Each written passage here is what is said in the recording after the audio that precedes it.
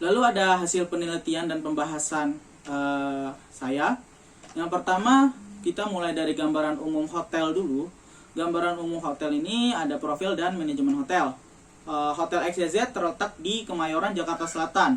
Hotel XYZ memiliki 4 jenis kamar, yaitu studio double, studio twin, studio triple, dan studio plus. Nah, di sini setiap jenis kamarnya itu memiliki fasilitas yang berbeda-beda. Selain penyewaan kamar, Hotel XYZ juga memiliki fasilitas seperti restoran, bar, gym center, dan lainnya yang bisa digunakan oleh para tamu yang datang. Hotel XYZ telah menyambut dan melayani jutaan tamu domestik dan luar negeri dalam 2 dekade dan memiliki beberapa esensi yang dimiliki oleh hotel. Lalu di sini ada manajemen hotel, yaitu ada admin dan general, terdapat 5 karyawan, HRD ada 2 karyawan, sales 5 karyawan, departemen front office 8 karyawan, housekeeping 8 karyawan, food and beverage 14 karyawan, divisi engineering 5 karyawan, dan totalnya terdapat 47 karyawan. Di sini Hotel XYZ itu ada 114 kamar yang terbagi-bagi dari setiap jenis kamarnya. Lalu ada proses bisnis dari Hotel XYZ. Yang pertama dimulai dari tamu. Tamu mereservasi kamar, melengkapi data dan pembayaran. Setelah itu tamu akan check-in. Lalu Hotel XYZ melalui Departemen Front Office itu melakukan welcoming guest atau pendatang tamu, melakukan penerimaan tamu.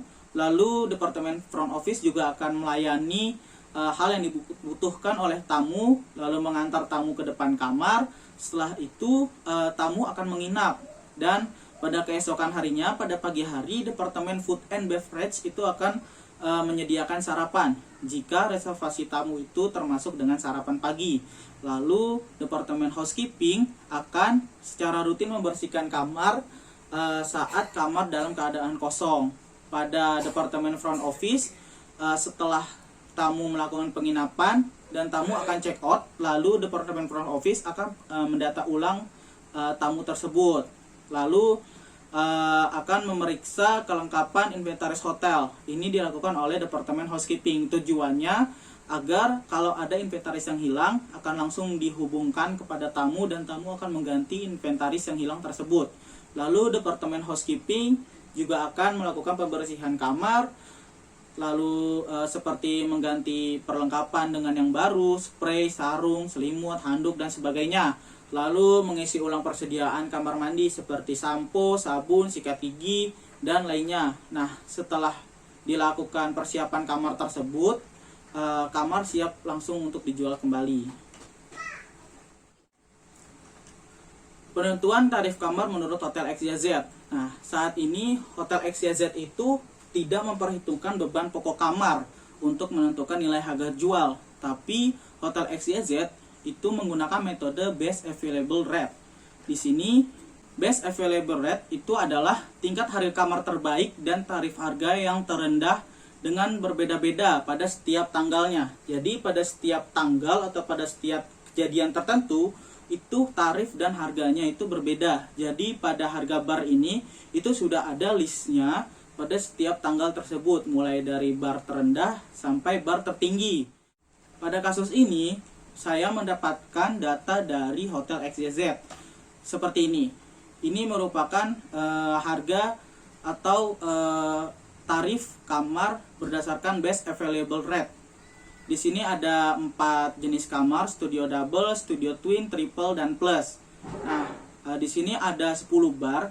Mengapa mereka menyediakan 10 bar? Karena tujuan mereka pada saat tanggal tertentu itu akan dipengaruhi oleh tingkat permintaan kamar atau sebagainya. Nah, harga akan ditentukan pada hari tersebut. Di sini bisa kita analisis pada bar ini. Pada bar 10 dan bar ke-9 dari harga terendah lalu ke tinggi itu peningkatannya sebesar 7%. Lalu dari bar 9 ke bar 6 itu peningkatannya signifikan, yaitu 6%. Lalu dari bar 5 ke bar 2 itu peningkatannya sama 5%.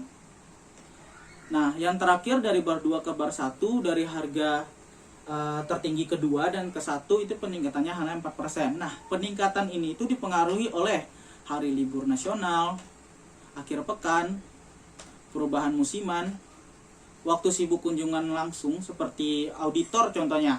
Mereka mengunjungi kantor yang di dekat oleh hotel tersebut. Jadi akan menginap di hotel tersebut, dan jika bukan hanya auditor atau kantor-kantor lain yang memerlukan kunjungan langsung ke kantor yang dekat oleh hotel, akan pasti menginap di hotel tersebut dan harganya akan disesuaikan.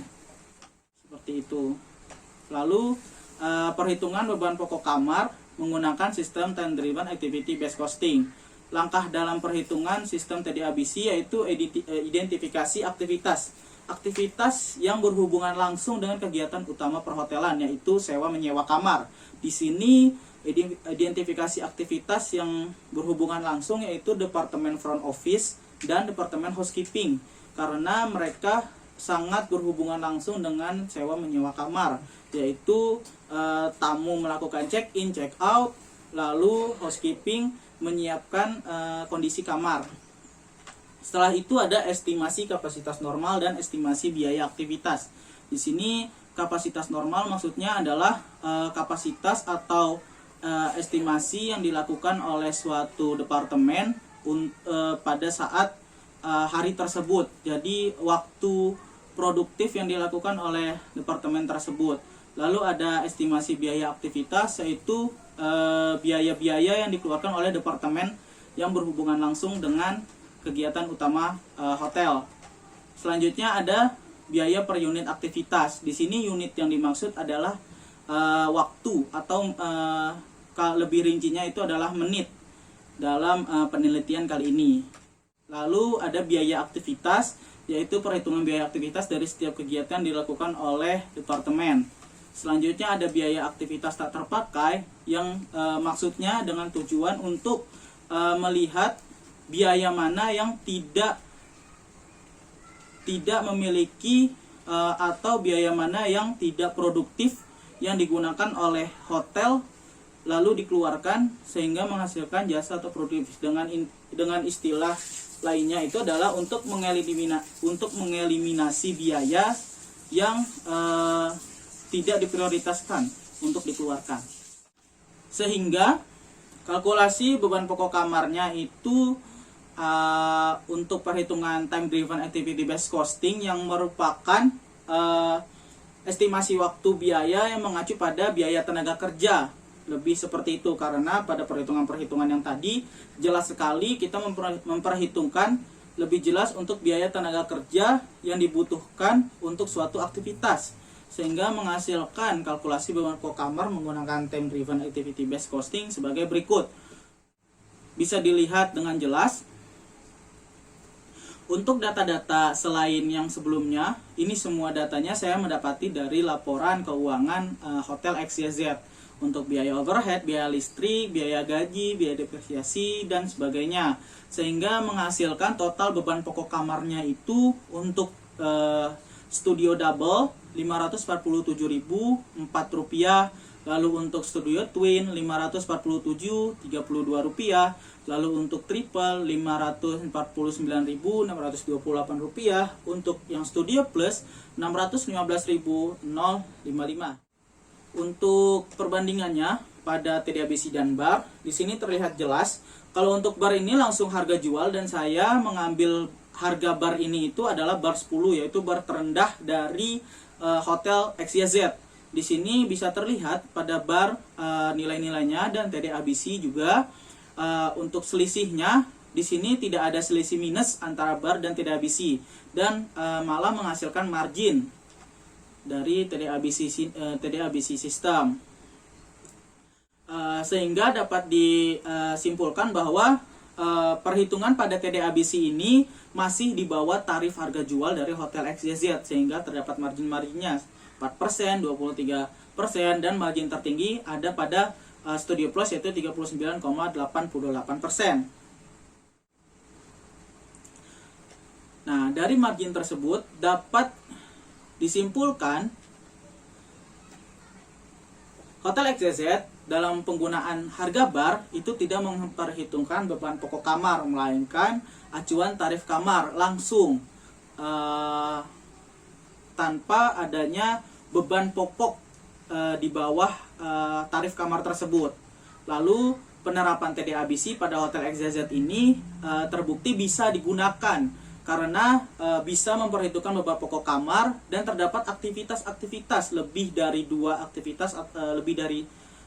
atau lebih dari aktivitas proses untuk menghasilkan suatu jasa, yaitu aktivitas yang dilakukan Departemen Front Office dan aktivitas yang dilakukan oleh Departemen Housekeeping, sehingga dapat diperhitungkan untuk TDABC ini.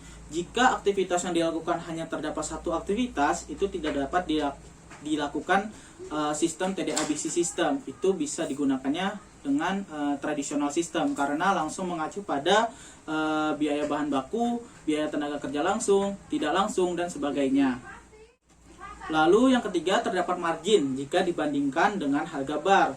Di sini dapat dilihat juga tingkat akurasinya. Jadi akurasi yang terbukti untuk penggunaan TDABC system ini itu lebih akurat dibanding harga bar, atau bisa dibilang tingkat akurasinya sangat baik karena harga BPK ini masih di bawah dari tarif harga bar yang paling rendah yang digunakan oleh Hotel XYZ. Sekian presentasi yang dapat saya sampaikan. Berikut ada daftar pustaka yang saya ambil untuk penelitian saya ini. Sebagai contoh, ada dari AHI S 2018, itu judulnya Analisis Pelayanan Jasa, dan bawah-bawahnya bisa dilihat.